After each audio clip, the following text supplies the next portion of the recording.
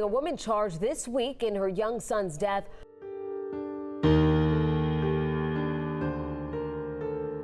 The suspect is the children's mother and is in custody tonight. Yeah, Cynthia, I don't know how to say this here, but what happened here on this street in this tiny community behind me is simply unfathomable.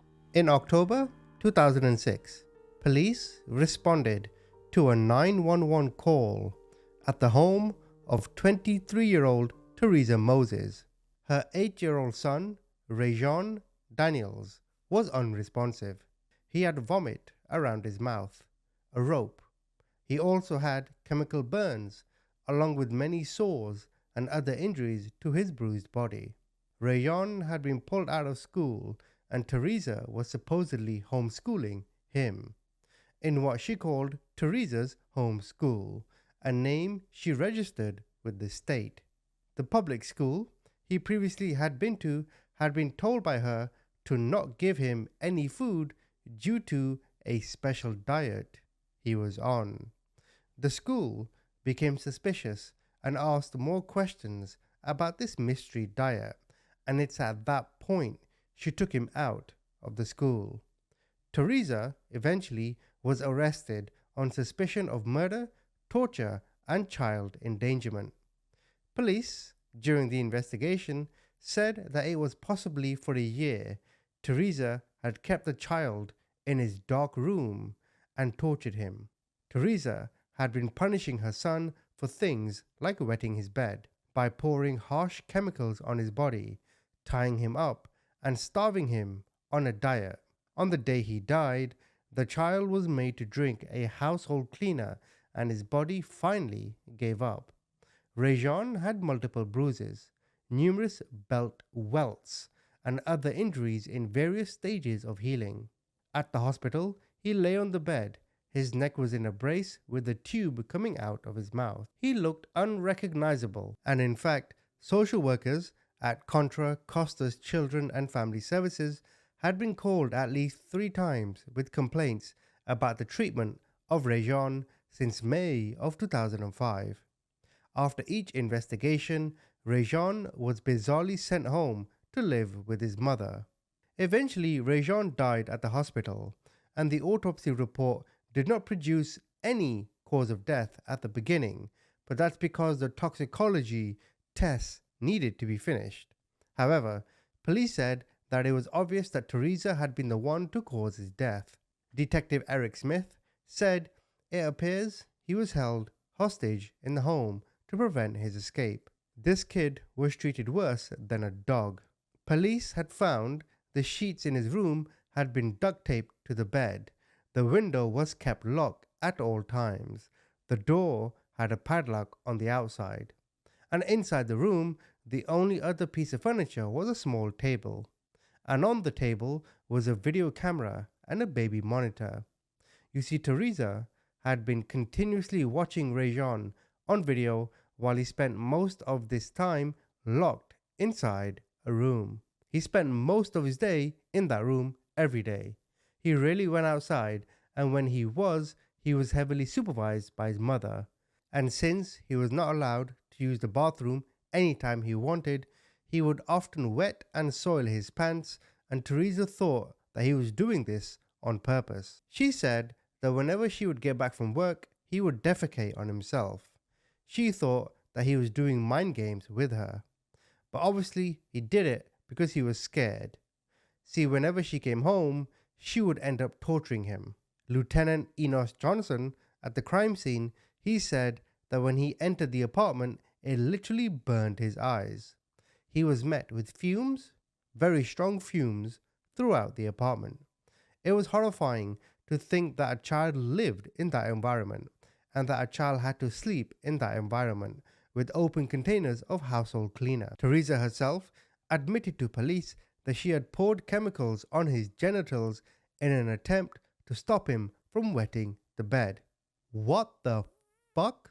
And the mystery of all of this is that Teresa also had a 3-year-old daughter who was not abused at all.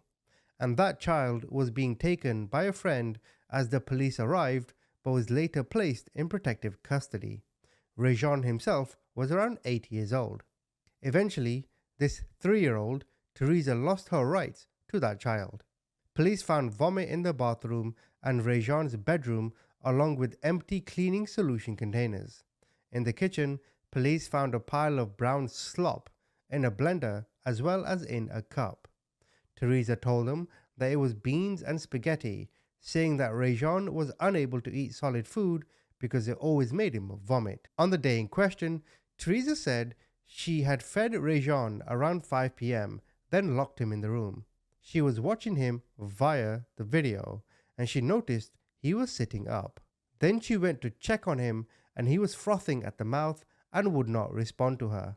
Now in April of 2005, Teresa sent letters to King Elementary School with complaints that her son had been eating food from their cafeteria. She let them know that Raijon was on a special diet and asked them to stop feeding him.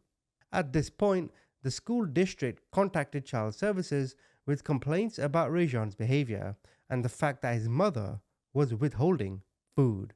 A social worker did a phone investigation and decided no action needed to be taken.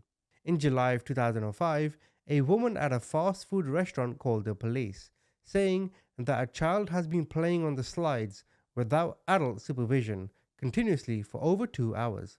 Police came to investigate and Raijon told them that he had run away from home because his mother was putting handcuffs on him.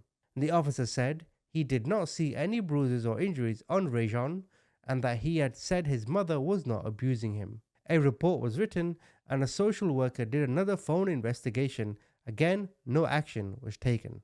On November the 23rd, 2005, Raijon ran away from home again by jumping out of his bedroom window on the second floor. Teresa reported him missing around 10 a.m. that day. When he was found, another phone interview was conducted and again, no action was taken. So, on October the 27th, 2006, Raijon died of trauma from long-term child abuse. Teresa is arrested and Raijon's 3-year-old sister is put into foster care. The coroner's office concluded that he died due to trauma because of battered child syndrome. The autopsy report said that he suffered from ketoacidosis, which is dangerously high levels of acids that build up in the blood and can lead to diabetic coma or death. Although diabetes is a possible cause, the report suggested that for Raijon, starvation was a more likely culprit. Now, in a trial, in March of 2007, Teresa pled not guilty to murder. But then in April of 2009, Teresa changed her plea to not guilty by reason of insanity. In November of the same year, Judge Charles Birch agreed that Teresa was legally insane. And in January of 2010, she was sentenced to 25 years to life in a state mental hospital. However, in 2012, almost 3 years after she had been sentenced, Teresa petitioned the court for an early release. And in February of that year, a judge ordered that Teresa would be released into a conditional release program because doctors said that she was no longer a danger to anyone. In March of 2013, Teresa was 30 years old when she was released from the hospital and would be required to enter an ongoing treatment program which would be monitored by the state. A friend went to visit Teresa at the hospital and said that Teresa seemed shocked to learn that her son was dead and told the friend that she learned how to be a parent by watching the ants while she was growing up. That's a bit weird. The friend in this moment thought she meant aunts, as in auntie, but no. She literally meant insects. It was said that she was having paranoid delusions and the doctors claim that her condition was a mental illness that could be fleeting. Of course, objections had been raised by the district attorney's office about the release of Teresa, but a trial was never asked for. Doctors at the hospital had said that Teresa had been the model patient, saying that she had shown how it was possible for the mentally ill to be given a second chance if they received the right treatment along with support. What can you say?